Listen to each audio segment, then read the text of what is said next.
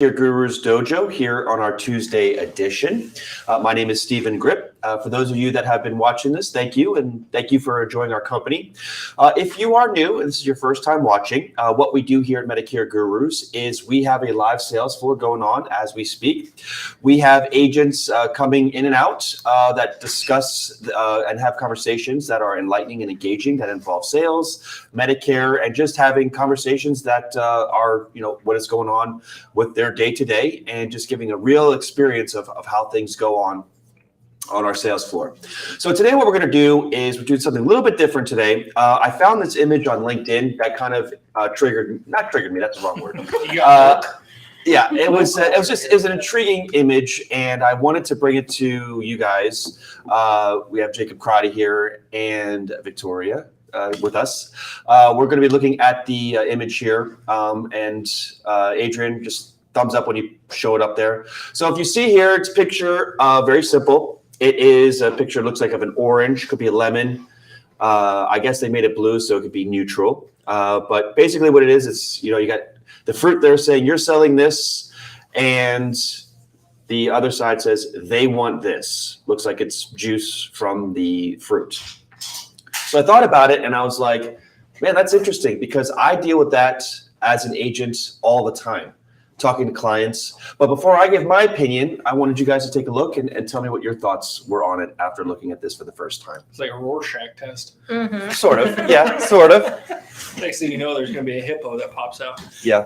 But no, we do this every day and we don't realize it. Yeah. Mm-hmm. I had this same call this morning where it was anniversary of a 2-year policy and she got rated up pretty high. Super healthy lady, but she was like, man, for how healthy I am in my plan G, I just don't feel like paying, $160, $170. Yeah. Which luckily there's a plan G that's like $105. So it's this easier conversation. But for her, she saw it as I compare it the other way. On the left is you're seeing the benefits. Right. On the right, they're seeing the dollar sign. Right. Mm-hmm.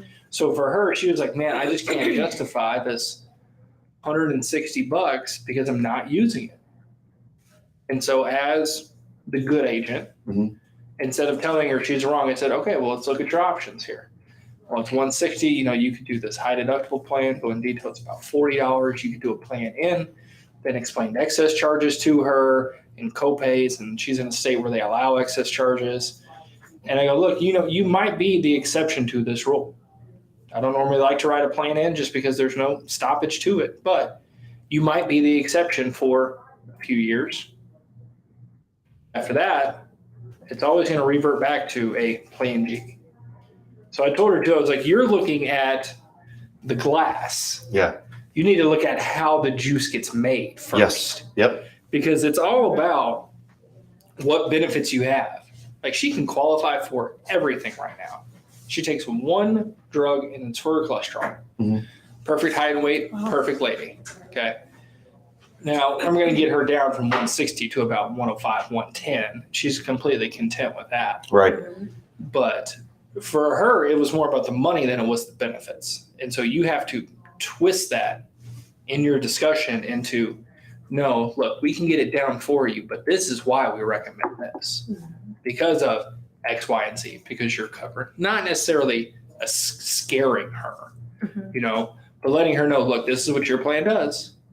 If it's really about that glass of juice, if it really is at the bare minimum, I will let you go down to an N. For $40 difference between an N and a high deductible, it's such a better way to go. Right. But that is bare necessity. She was like, okay, let me pray on it a little bit. I go ahead, I'll pray too. I'll let my Jesus handle everything like that. Right. That's one. You have to know when you're in that situation. It builds your credibility, mm-hmm. and also keeps another agent from stealing her away. Because if they try to, sweet talk her with a plan N, and she will have already been well informed by you why a plan N may or may not be a good option for her, and she'll always trust that you gave her all the information she needed to make her decision. Mm-hmm. I think it was 112 for the G and 89 for the N. Yeah. Mm-hmm. Oh, that I would not do the N. Yeah, I mean we're talking about $100 too. Yeah. Yeah, no, I see the picture a little bit differently. I see it as when I look at the two images, I think when I'm talking to a potential client or customer and they're like, I need the juice, like I need this. And it's like, well, I can't make the juice for you. I only can give you the fruit. Like you have to, it's your call. And they're just so difficult and wanting to request all these things for these plans. I need this, I need X, I need Y, I need Z. And it's like, I can't give you those. It's just whether it's a SEP or whether it's, they're in the best plan in the area and they have to stay where they are, or they can't be underwritten, and it's a struggle with me sometimes because it's like, I wish that I could find a way for you to hear what I'm saying. I wish there was a way for you to understand because I can, we have a rapport, if it's small or if it's, we spend some time together. But sometimes these people are just like, I can only see the glass and the juice. I can't see how I can utilize this plan effectively. I only can see cost. I only can see benefits. I can only see this is what I need right now. I can't see down the road. I can only see what is affecting me right now. And I mean, to get heavier, it's like, well, maybe that's why you're in the situation that you're in, because you don't have the wherewithal to realize, like, I am an expert here. I'm able to help you see the fruit that you're going to use later down the road. It's going to benefit you long term, but you don't see that. So that's like my rub with that, is that I get frustrated sometimes as an agent. And that's one of my vulnerabilities is like, here's the fruit. And like, I just want the juice. Just give me this, give me that. It's like, that's not going to work for you. We cannot do that right now. And so maybe that's something that I need to work on. You know what I think and this is just an analogy here, just because of kind of the way that you presented your opinion on it. It's almost like, let's take you, for example. Say you started dating a girl. Okay. And you're like, this is the best girl ever. She loves fish. Right. We drink IPA. The band fish. Yes. Fish. Yes. Fish with a P. And they're like, man, she is great. Amazing. But then me and Victoria are like, dude, she's got flaws. Yeah. And you're just so blindfolded because all you see is the juice. Yeah. You don't see the orange. No, I don't. You're just like, but she loves all these things. And we're like, no, but she's bad at all these things. Yeah. That's kind of She like, assaulted her. Is this an intervention? Yeah. Are we getting into an intervention now? Oh, no. Because I trust y'all. No, I'm just kidding. But I mean, that's what I would compare it to, where they're like, bro, break up with her. Right. Like, she's not good for you, but you're so dumbfounded by these one or two characteristics. Right. Like, you're so dumbfounded by, oh my God, it has over the counter. Well, your doctor doesn't take it. Right. Right. The over the counter doesn't matter at that point. Yeah. And really, not twisting that conversation, but leading it to that point of realization. And to where you can even, I've told people this plenty, it's like, you're focusing on something that doesn't matter. Yeah. Because it's not going to help you. I mean, I've told this story here a few times where I had to tell Penny's lady quit using her brain on the phone because she's thinking herself in circles because she's like, well, how does this stop? Yeah. This is your only option. You have United Healthcare. That's the only doctors that take. Like, that's it. Yeah. We don't have to talk about anything else. It's just which United. Yeah. And so for us as agents, we kind of need to be that person that's like, dude, she's not good for you. Yeah. Sure, this WellCare plan is great, but you have such better benefits over here. Yeah. Penny, come on, we're having an intervention. We're talking about you behind your back. Yeah. Yeah. Right. I think a lot of times I think sometimes this might kind of represent a little bit of miscommunication as far as what's really important in a plan. Like, they get so distracted with all the shiny objects, they forget that really it's health insurance. Yeah. It has to do that first, like a cell phone. Well, it's an MP3 player, it's a computer, it's a camera, it's all these things. But don't forget, but the phone doesn't work. Well, it's a phone to start with. It has to cover your drugs and it has to cover your doctors, those basic things. That's the foundation of it. Don't let that get lost in all these shiny little trinkets Right. attached to it. Yeah. And then, just talking to you guys as mentors now, like that's something that we have to instill in agents because they'll get wrapped up in, well, they wanted some more dental. And I see that these plans don't have their doctors in network. This is the only plan that has their doctor in network. Then you got to say to them like, well, what do you think is going to be more cost effective? $3,500 or $35,000 in medical bills? Like sometimes we forget, like they forget. The client themselves forget, like what's the priority here? Yeah. And even though we do as well, we'll let them lead us down this path of, which one has the most grocery money, which one has the most OTC benefits. And it's quick to just do the comparison and see which one offers the most. That one, we didn't even educate them, say, yes, you may not even realize though that this plan, even with it has more bells and whistles, may not even cover your basic doctors that you need to see. Right. Let's get back to basics and educating them that. I think sometimes these people just assume that all these plans will cover all their doctors, and it's just the Because a lot of them are on Extras. Medicaid. Mhm. That's why. yeah. The people that I we just speak to, had one that we did not make a change specifically because his healthcare needs were so important. He'd Yeah. only been in the area about 5 months. And he just gotten established and with all the doctors he needed. Like he'd already seen them all and liked them all Uh-huh. and has seen them like a time or two already and did not want to lose that, which I completely respect. I said, well, that's important. Yeah. So while we found him a way to get some extra benefit or whatever, it wasn't worth having to go through finding all new doctors when he just got established with what his healthcare stuff is. That's where a lot of people, these newer agents and even older agents do it too. If you're flipping these people every 3 months, put yourself in their shoes. Yeah. Yeah. Nobody wants to do that. No. That's why y'all laugh at me, but I tell these people, quit answering your damn phone. Because it's true. Like the one I took today, I was told like, her, don't answer him. it was so easy. I was like, hey, how's it going? I was like, I'm doing okay. How about you? I was like, yeah, a little sleepy. I was like, oh, what's going on? And I was like, oh, very nice gentleman to talk to. And I'm like, yeah, but so what's going on with your Medicare? And he's like, well, I just applied for Medicaid. Congratulations. Had that discussion. He was like, yeah, they said I should have it soon. I was like, well, how long did you apply ago? He was like, yesterday. And I was like, Oh, okay. all right, it's going to be a few months. He was like, that's not what they told me. And I go, well, just plan for it. Right. But it's just that simple conversation that's like, look, there's nothing you can do right now anyway. So stop answering your phone. Right. These agents that do this, they don't put themselves in their shoes. Sure, it's the same doctors, but just imagine changing your phone provider, getting a new phone number every 3 months. Yeah. It is such the agent's responsibility that a lot of these Advantage Plan clients, and this is again too where what you're selling and what they want, at the end of the day, that orange, whatever it is, needs to be what they want. Right.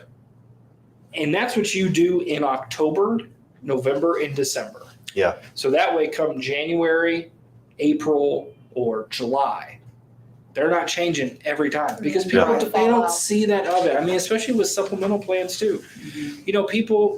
I have people on the books that want to save as much money as possible every year.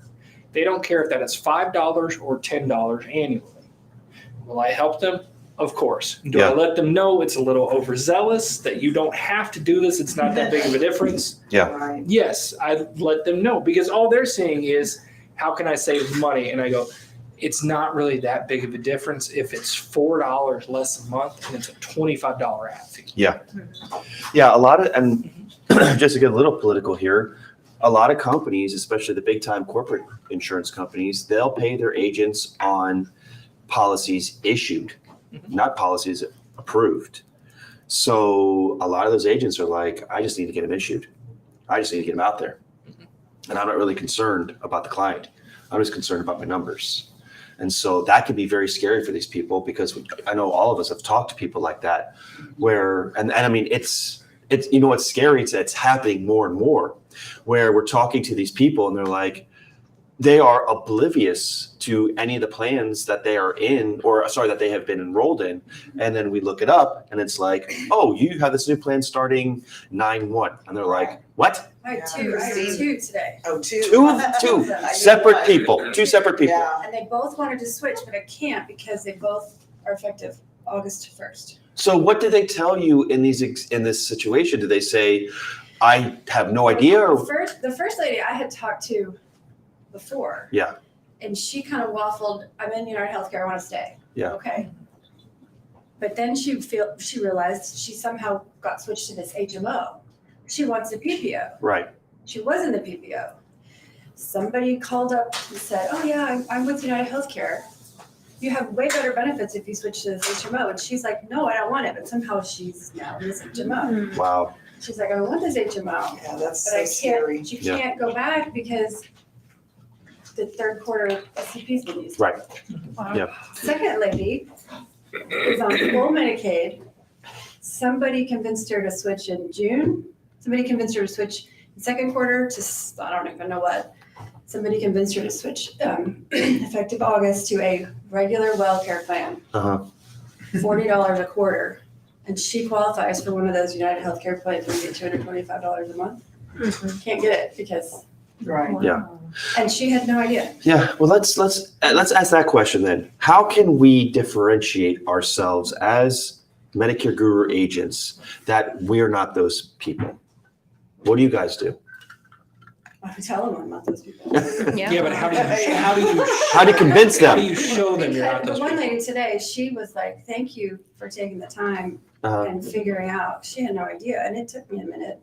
yeah. Yeah, that was a tricky one. Yeah. You helped me to Yeah. go and, because she had a weird name, and she was just like, thank you, thank you, thank you. I Good. just don't know what to do. And Yeah, sometimes sometimes- I was like, stop answering the phone. Yeah. I think educating, one of the things I help with too is even in when I'm not making any change, or even if we've talked only a few minutes, that I do think helps differentiate, is explaining how you shouldn't have to, if you've picked the right plan in October for yourself to start in January, you shouldn't have to change for the next year. Yeah. Unless something changes in your health and you suddenly need Mhm. a new benefit that you didn't used to need or something like that, but, or you need to change doctors and they're not on your plan or something comes up like Yeah. that.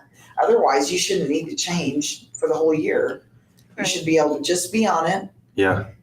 Call me in October and let's put an appointment here. Let's pick a time. Uh-huh. Let's talk in October and get you on the right plan for next year. Yeah. And if it's your same plan, because there's nothing that suits you better, Mhm. then I'm going to tell you that. Yeah. And so that differentiates Mhm. as well as taking the time, like you were saying.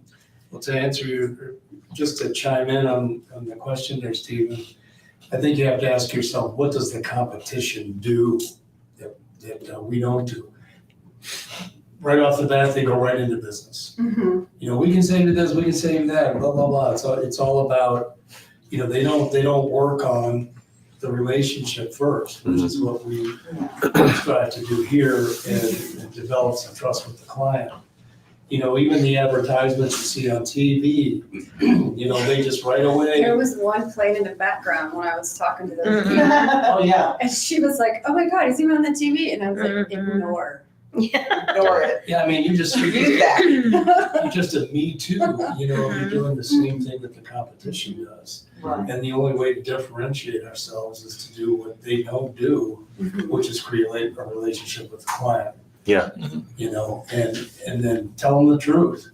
If they're in a good spot already, you tell them that and, find out what their concerns are. What are they really concerned about?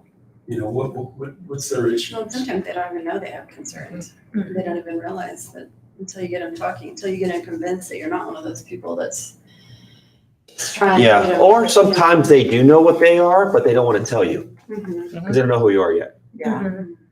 And I've seen that more often than not because the rapport building is important. But I mean, it's just asking those right questions. We were talking about it yesterday, like trying to get that emotive component instead of saying, well, how's your plan going? They're like, I don't know, like it's benefits. And that's not going to elicit any response. But if you're like, how has your Medicare experience been going? That is going to open up more conversations because then you'll know like whether we said we're on disability, whether they had an HRA set them up, or whether they just have been, wading through the Medicare doldrums and just, doing it all on their own and not really caring and feeling like they've been left out. You know, but then when you open up those conversations, then they say, okay, this person is asking the right conversation, so I'm able to have a conversation in return with them because I know that they are understanding and they're trustful, and you know, they seem to know what they're talking about. I You know? think if I convey that, look, hey, your healthcare matters to me. So I think that helps. And I say, you know, sometimes I'll tell them my general concerns that I see a lot with people like them. And that seems to get them to open up. Well, you know, I actually was worried about this or that, you know, but I think if you can get them to understand that, look, I'm not here to sell you something. It matters to me. I actually care about you and that you're okay. You know, they end with conversation and getting to know them. They seem to open up, and Yeah. they I think they're surprised to see that they're talking to somebody who gives a crap about them. I think a lot of it is just that you want to be transparent as possible with what's going on. You know, for some of these people, explain to them, look, you might be in the best plan possible. The reason you're getting calls is because you're answering your stupid phone. And every time you answer your phone, that lead company goes ka-ching. So the more you pick up, the more calls you're going to get. You're not doing anything to help yourself. Tell them that. You're not doing anything to help yourself out after this phone call that we have by picking up your phone and knowing who it is. And be honest with them too. I've told people this. I go, look, if you don't know who your agent is, if you don't know who signed you up, call the company, get the agent's information. If you call that phone number and they do not answer, call my phone number. If I'm not on the phone in 30 seconds, go talk to somebody else. If I am on the phone in 30 seconds, I'm your person forever. Because that shows to them, like, you're not trying to mess around. Right. You're being transparent as possible. Look, you are a dollar figure to these companies.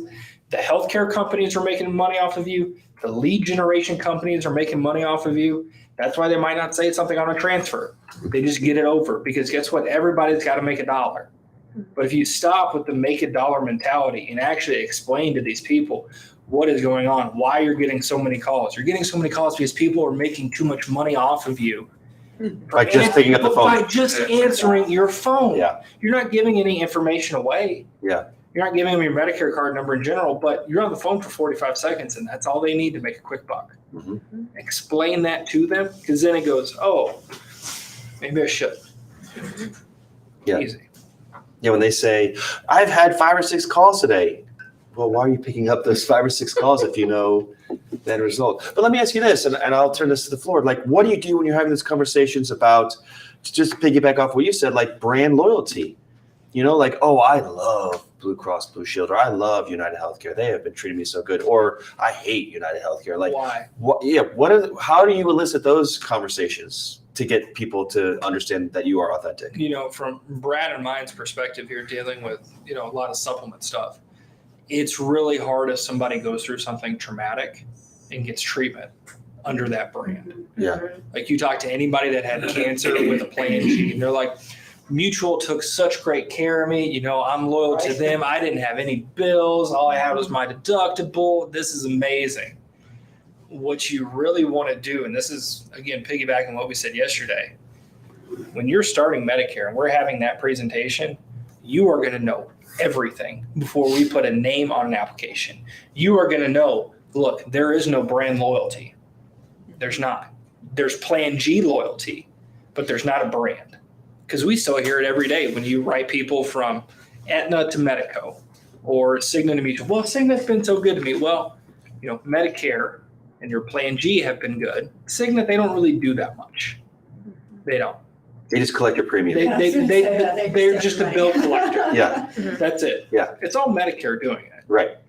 But people get those notions that, well, no, they've taken such good care of me. It's just addressing it from the beginning, right when they get on Medicare. That's the easiest thing to do for anybody that you talk to. Mm-hmm. You have to set the precedence and you have to set the future from the get-go, or else something like that will pop up. Yeah. Where, oh, they paid for my cataract surgery. Mm-hmm. They were so good to me. Did they send you a fruit basket? Right. Did they send a balloon to your hospital room? No. Yeah. Did they take your premium on the same day? Sure as heck it did. Yeah. Yeah. You know, that type of conversation. Because if you lay it out and you say, look, they're all the same, it doesn't matter. And that's why we say too, I'm not married to the company, I'm married to you. I'll get you anything you want. Just let me know. But from the get-go, when you instill that in them, there is no brand loyalty. It's loyalty to Jacob. Yeah. That's where the loyalty is. I think it's a good, definitely it's easier to deal with that when, right, you're the first person that you're setting them up and you're setting the expectations and you're giving them that knowledge and information. But a real challenge is when you are getting somebody who already has like that Plan G with Omaha, and whatever agent they got set up with did instill brand loyalty into them. So it's hard to reprogram that. What do you do then? Well, what's the situation? Are we trying to rewrite it? Mm-hmm. Yeah. Just say, Like their premium goes up, but here is a bold move, Cotton. Movie reference for the minute there. That's from Dodgeball. Yeah. Here's a bold move that pays off a lot. You know what I do? what's up? I go, okay, cool. You like Mutual of Omaha so much? Let's call them. See how long it takes to get a person on the phone. An office. I did a phone verification call. Yeah, basically the officeman. Yeah. I did a PV call to Cigna yesterday. Uh-huh. Finished the application, click the phone number. Hi, thank you for calling Cigna phone verification line. Click, hi, this is Lorraine Right. with Cigna. How are you? And that person was like, that was quick. I'm like, that's why I love them. Right. And then expressing to them, look, sure, Mutual of Omaha, they've been good to you. Everybody's going to have the same customer service. This is a line out of the old playbook here. How many times has Mutual called to lower your premium, or do they just raise you? Settle. How loyal are you to them if they've never given you an opportunity to lower it? Because they don't care. Yep. You're a dollar sign. So if you're paying $200 when you can pay $150, that's my job to figure out for you. But as long as you continue on this, Mutual is the best gift on earth, the best company out there. God, I love them. Unless you have a Mutual tattoo on your body, you are not loyal. You can be bought. And I'm going to get you type of situation. Yeah. Like, Brad, how do you handle it? Well, I just had that situation, excuse me, and I spoke to this guy, he's one of my clients. He just cost Manhattan Life, I don't know, $1 million. He's like, Brad, I know you can save me some money, I just feel so guilty. They dump so much money into me. And I explained the situation to him, and I just let him go for a while. In fact, I'm still getting paid on his policy. 3 months later, he gets an increase, and we could save him a lot of money. It doesn't moving feel him so over. guilty now. So all of a sudden now that guilt turns into, okay, I need to save some money. You have to plant the seed, Yeah. You tell them how the system works, and just like you just did, Jacob, there is no allegiance with these insurance companies, especially with the Medicare supplement. And on the converse side, people may have a bad situation with a group plan through work. I will never do business with it again. Right. My sister had that, we went round and round and we didn't pay anything, blah, blah, blah. Yeah. And it's just a matter of educating the client. Just tell them how the system works, especially with Medicare supplements. I mean, it's all the same stuff. They only have one thing to do, and that's pay the balance of the bill. They can't review or dispute anything, Right. and they're taking your money all these years, and they're making a lot of money off of that money. Yeah. And just like you said, Jacob, how often do they call you to get your premium lowered? That's our job. Yeah. So we Right. here. Right. I'm your guy. I mean, Exactly. call me. We'll make sure you're in the best spot. But yeah, it's You know what's worked for me in tight spots is I go to them and I say, okay, let's go online and look up reviews on Medicare supplements. What supplement do you have? Oh, I have Mutual of Omaha. Okay, look up Mutual of Omaha Medicare supplement reviews.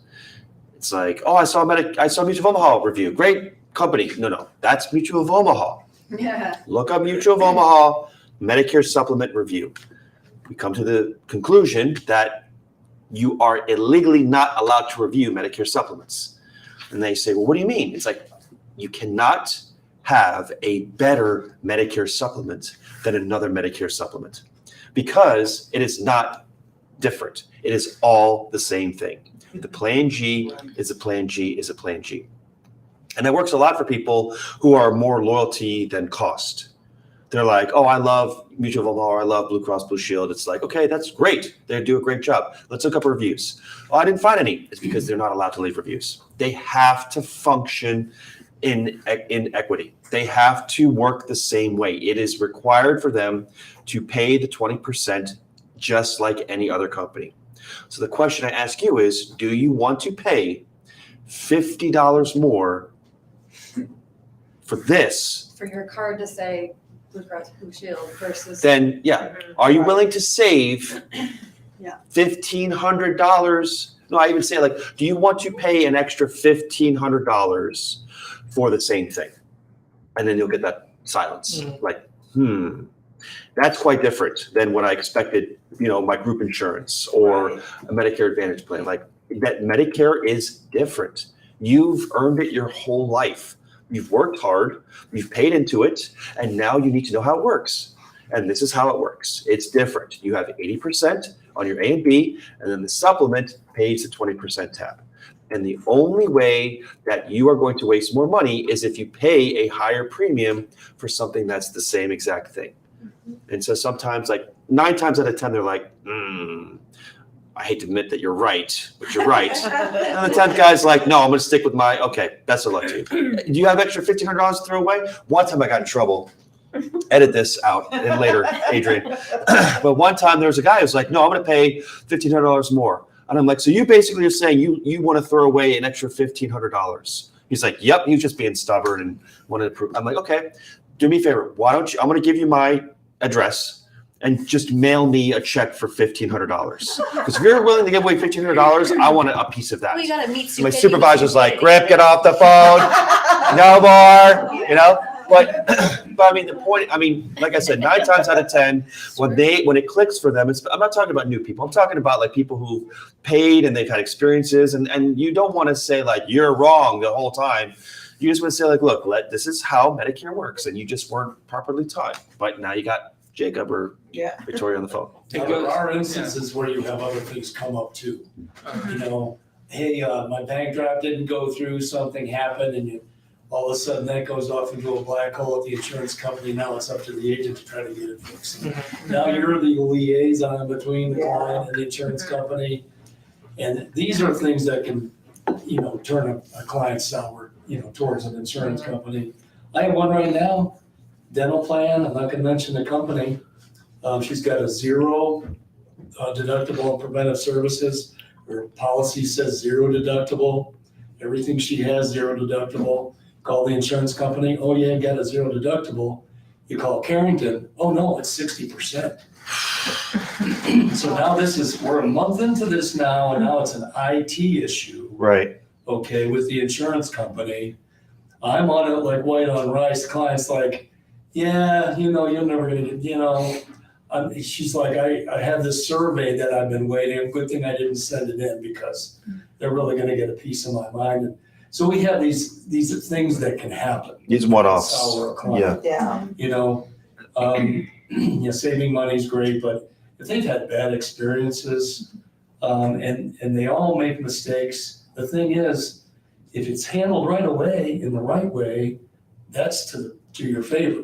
But if it drags on or does not get rectified and it goes on and on and on, and you don't stay on top of it, that onus is not only on us, but on that insurance company as well. But that just shows the importance of our job as agents. Take your lumps, get it handled, do it in a fast manner. They'll appreciate it, because stuff happens. So I've got a few things about this now because you got my wheels turning here. Just a few separate things. Another trick, and this is the last time I'm going to use the word trick because I'll explain it here in a second. When those people are thinking like, no, I don't want to save $1,500. Okay, you're paying $200. Do you want to pay $275? I'll write you for a higher premium right now. I've done that to a few people where they're like, all right, what can you do for me? It's like, well, you're paying $275 with diabetes and a heart attack. I can write you over to level 2 AARP for $400 for your same plan. Do you want that? And they're like, absolutely not. And I go, okay, then you don't have any other option. Right. You have to stick with what you have. Sometimes you challenge them. It's not about a trick or a tip or a line, whatever. It's about your confidence in what you say. That's exactly what it is. You have to be confident in what you're saying and actually mean it and have the knowledge behind it. When I did my solo dojo by myself here, I actually went into something that a lot of agents, when you start out, you're not going to know this, especially if you've been on an Advantage plan and then you try to come to the supplement side, haven't done supplement in a while. You have to do research on your carriers. You do. Research the different phone numbers they have available, what's the quickest way to get in contact with somebody, how does their underwriting look, what does their application look like, what type of signature do they have.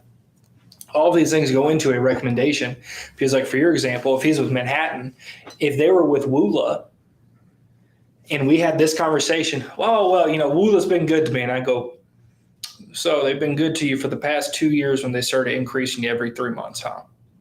Do you like getting that letter in the mail every 3 months? Or would you rather get it annually? Because people who've been doing this, Manhattan, they used to have, was it 3 separate branches? It was Woola, Family Life, and then Manhattan Life Insurance Company. Right when like COVID hit, they dropped every branch they had and they just offered MAC. Mhm. Now MAC has been increasing on an annual basis. Everybody in the old divisions gets an increase every 3 months. So even the people that you wrote, say late 2019 and they started offering 2020, those people, once MAC went into play after their 12 months, now they get an increase every 3 months. They're just trying to get them off.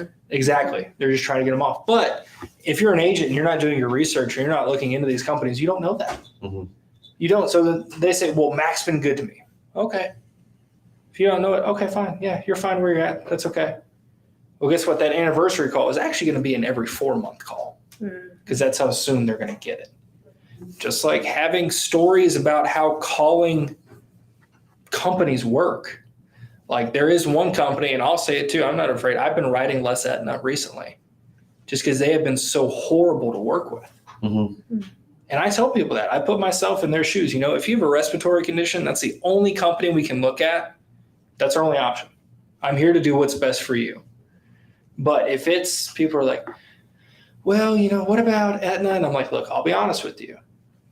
They have some good rates. You know, they're good for about 3 or 4 years when you sign up with them.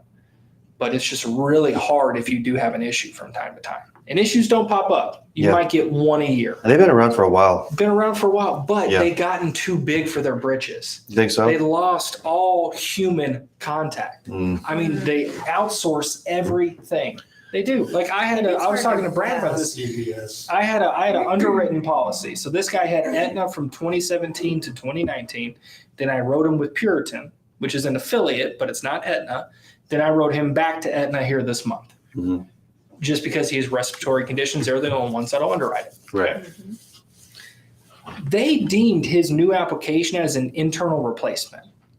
And I go, how is that possible? Because he has Puritan, who is an affiliate, but it's a different offering than Aetna. And they go, well, he had it in 2017. So anytime they had a That's prior policy, bold. it's an internal replacement. And I go, no, it's not. Wow. No, yeah. It is if they didn't go to Puritan. Exactly. Like Yeah, if if you- you're replacing an Aetna Health with an Ascendo, that's an internal. That's internal, yes. Yeah. Go But back and look at claims Yeah. history. They'll go back and look at claims history for the 3 and then the years. AOR stays the same. Yes. Possibly. Yeah. It will. If it stays there, it'll stay the same. But if they, if he went to Puritan, which is not, it's outside. Yep.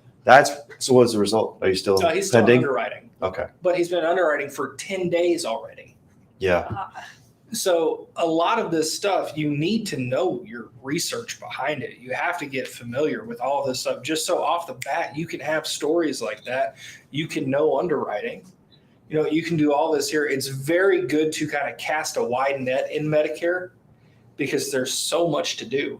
But you really need to specialize in certain areas within it because that's going to be your backbone. Just like final expense. Penny, who's your final expense company that you know in and out? Well, I guess Gerber if you're looking for open. She picked Gerber because there's no health question. Okay. But you need to find companies that are like that. Like if you have respiratory, Aetna. You know, cancer, Mutual, 2 years, Cigna.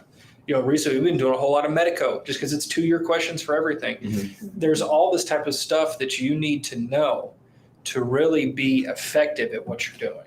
And it comes with a lot of experience. It does. Is there somewhere to research that, or is it just? Life. That's what I'm saying, is you're saying do your research, Yes. but underwriting Okay. guidelines, blank applications, Mhm. rate histories, company histories when they start off new, when they don't. We get updates all the time. It seems like Mutual of Omaha opens up a new branch every 2 months somewhere in the country and drops their premium. So it's nice to know that if you put somebody with Mutual, probably in 3 years, you're going to have to rewrite them because they've opened up a new division, they've tanked it. So in all of this kind of circling back, as I'm done rambling here, you have to be confident. You have to know what you're doing in order to successfully address that question on, well, I love this company. Okay, here's all the reasons, not necessarily why you shouldn't, but why you should love me more than Mutual. Yeah. Mhm. So then let me ask you, on the flip side, how do you handle those conversations with brand loyalty with Advantage plans? Because that's a separate conversation. Yeah, same thing. It's as far as educating them on the fact that, especially lately been doing a lot of D-SNPs, which is, look, it's Aetna or Humana or United Healthcare. They have to honor your Medicare and your Medicaid benefits. That's not even up to them. It's just a little extras, where we can kind of, fit in. And once your doctors and your meds are verified to be covered, really it's going with the one that's going to give you the most, get the most out of it. So just kind of educating them on, well, it's the same thing. Well, Aetna covers my meds and I never have any copays. Right. That's because you're on Medicaid. Right. And they have to honor, and I'll even show you in the explanation of benefits, copays for hospital doctor, it's worded, honors Medicaid benefits or Medicaid copays, and that's exactly where they pull from. So but if I could speak on supplements, another hidden reason why sometimes people won't move when it makes sense for them to do so financially is I've had some people who are kind of ashamed because the savings was small, and either they didn't want to admit that their budget was so tight that $5 or $10 a month savings really was, it Big was deal. a big deal for them. It was, pretty substantial. Or somebody who maybe money wasn't an issue, that they didn't want to admit that, $120 a year I'm just giving it away. So the way I put that to kind of make them feel not judged is I'll say, well, it looks like, if you move to, I guess Aetna or whatever, it'll save you $10 a month. I said, I said, I know it's only $10, but I say any money saved is worth saving. What do you say? And that kind of eases them up, like, oh, I'm not judging them. And even if they'll say, oh, well, it's only $10, I said, yeah, it's $120, Mutual Omaha, they don't need your money, but they'll take it. Right. And they'll be like, yeah, you're right. They sure will, won't they? Yeah. Exactly. So it's kind of like making them feel okay, but then also making them realize, get them a little, light a little fire under them. That, they're just And to go back to what you said, anytime it's that close of savings, I always use annual savings. Yeah.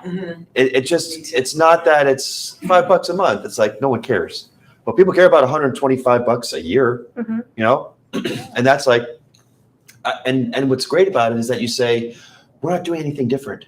Right. There's no plan G switch.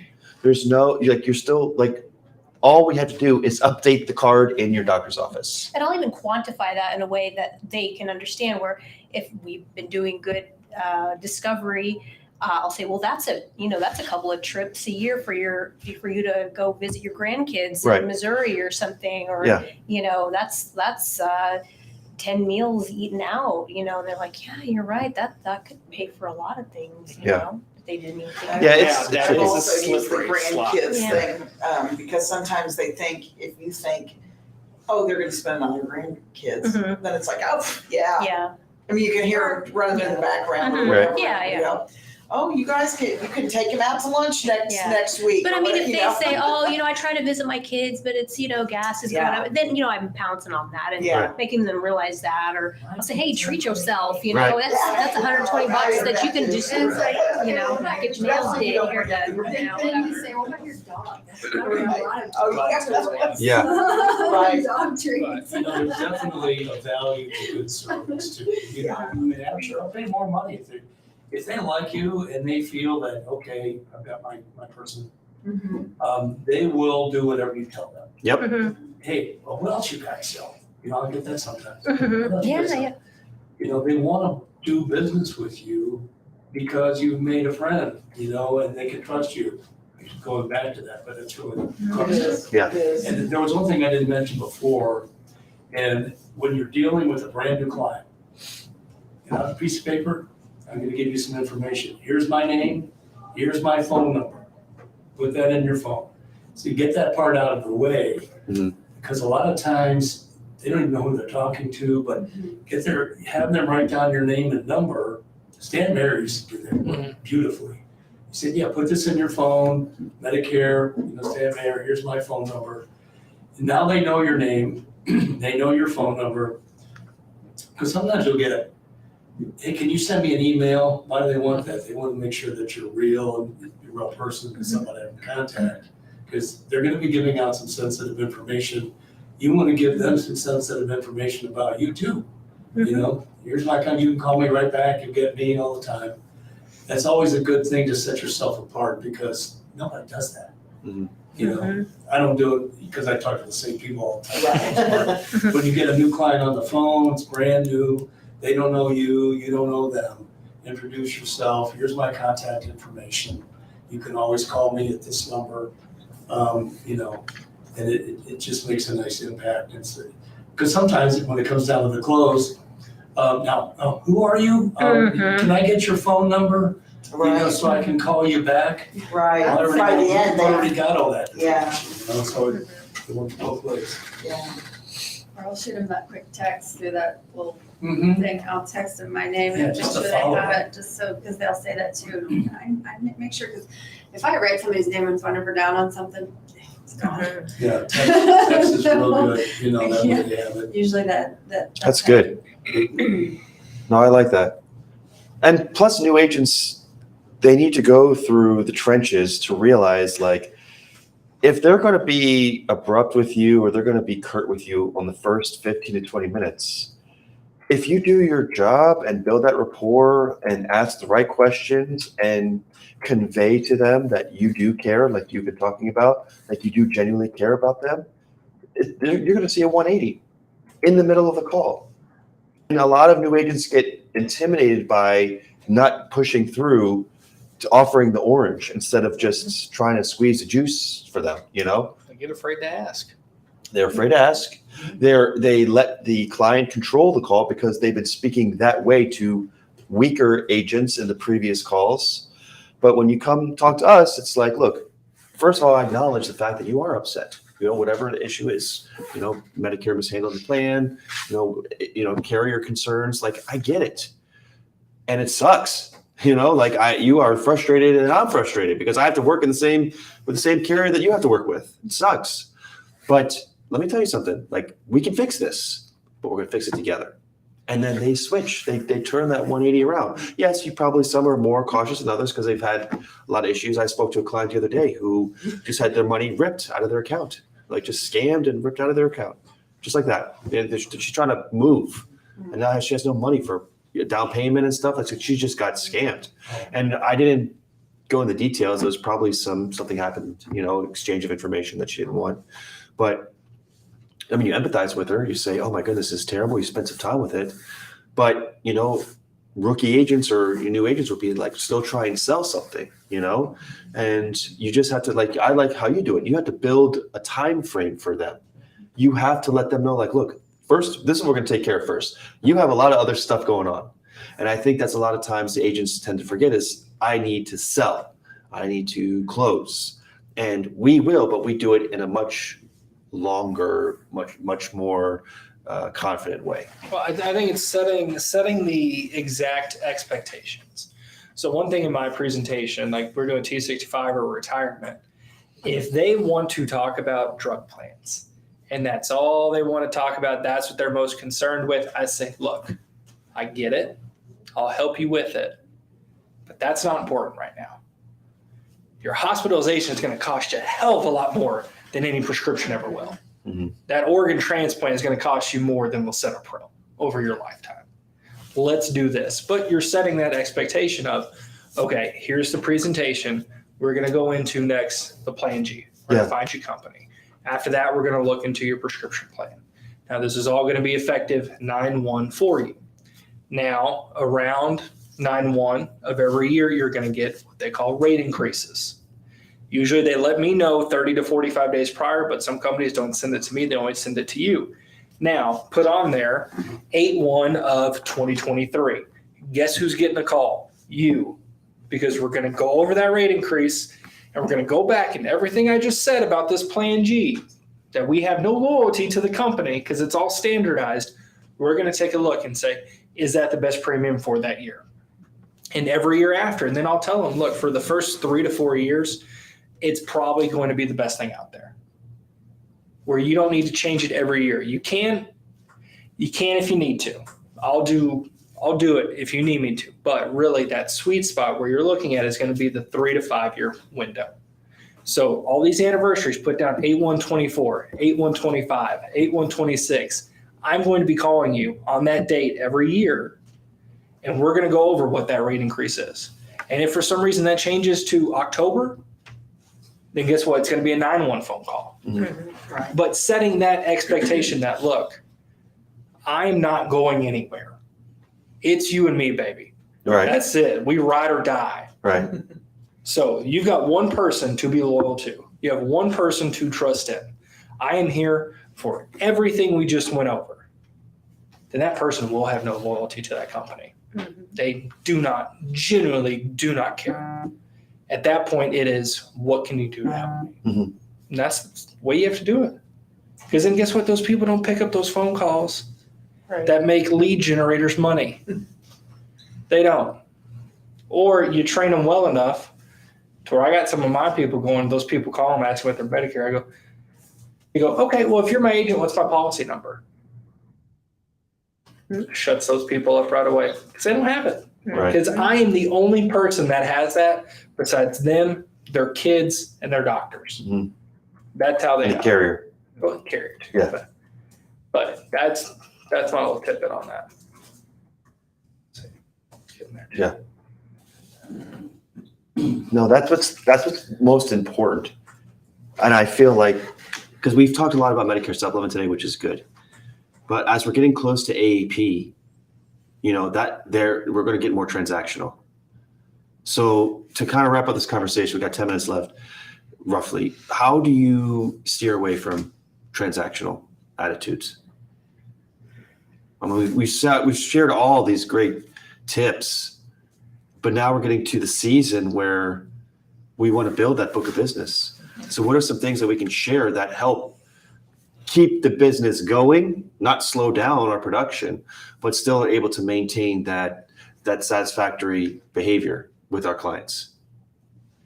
I found that people actually respect your time during AEP. Mhm. They know you're slammed, they know you're swamped, and they want to get right down to business, and you almost have to. I mean, that's the nature of the call. Hey, it's that time of the year again, even though we tell them they don't have to call us. But they respect your time, and, if they want to talk, if they have questions or concerns, of course you address that, but it's a little bit different. I mean, you want to be able to maintain your same thing that you've been doing all year long, but when you have 25 people, you have to call back. You have to reach those people. If you don't, they're going to go somewhere else. So somehow you have to condense things down and just make people realize the situation, the urgency, and the value. I mean, your time with them is extremely valuable. You have to convey that so they know, hey, okay, I got them on the phone. Okay, tell me what you're doing. Let's get this done. Right. And it's just different. And as long as they know your time is valuable, they'll respect that, and you can kind of shortcut things a little bit. Almost hate to say that because I'm not big on shortcutting things. Yeah. During AAP, it's just, you have to speed it up a little. Otherwise, you're not going to be able to reach everybody. Right. I agree. They are aware of that. It's a different mindset Yeah. during AEP. Mhm. I think a lot of it too is the people that set like 30-minute blocks that you have. I even think too during AEP, think about that. If you're here for 8 hours, are you really going to do 16 applications in a No. day? Not in one day. Not in one day. Unless you work like maybe the last day you'll do 20, but you're working from 7 to like 9 at night. Like you're doing 12 plus hours. Yeah, you're doing 12 hours. There is for people that are like, oh, I do. Like there was one guy that presented that. He said, what, he did 15-minute blocks? Yeah, he said that's Yeah. my appointments every 15. Yeah. Appointments are there. You're not Nice. doing 20 plus apps a day, even by hand, by Right. cross-selling. Right. You're not doing 20 apps a day. Let's be realistic. But what you have to tell these people is, look, during this time, you know it's busy. I know it's busy, but I'm still here for you. We're not on a clock. Right. There's no stopwatch that's running. But when I say I'll give everybody an hour, because that's plenty of time to get everything done and not have them seem rushed or like they're just another number. And also during AEP, there is a lot of mistakes on applications Yes. that do not get caught. Yeah. That's when you need to take your time the most. Excuse me. But really give them that full hour, because guess what? If you get done 45 minutes early, that's okay. Let me decompress a little bit. Let me run to the bathroom. Let me get a snack. Let me grab a water. Your own All right, personal jump call. into the 9 o'clock call. Mhm. Get them on the phone.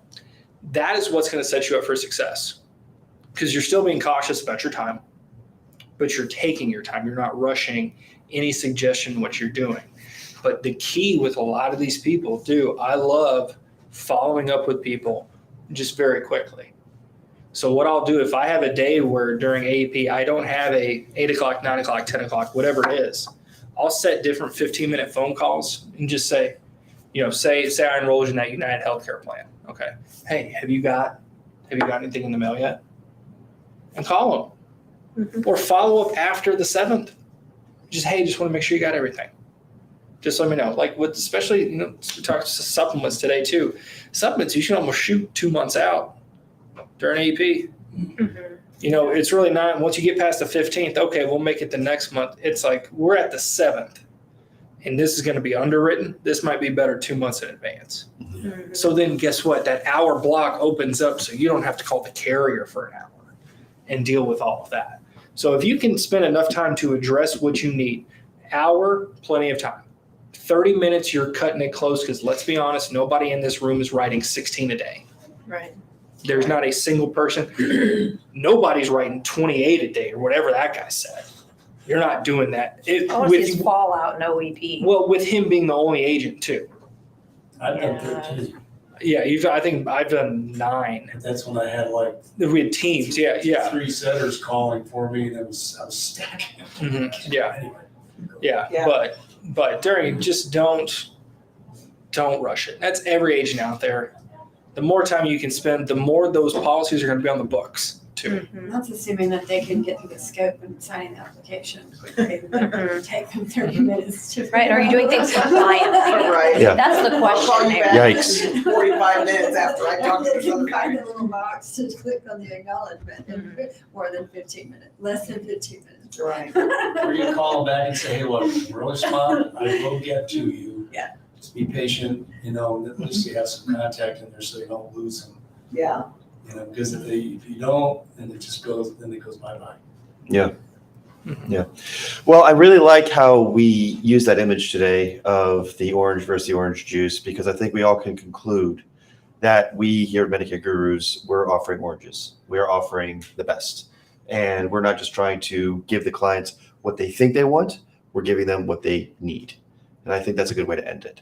So with that being said, thank you guys for watching. Thank you, Jacob. Thank you, Christine, Victoria, Penny, Brad. Thank you guys. And I thank you all for watching. Have a wonderful Tuesday.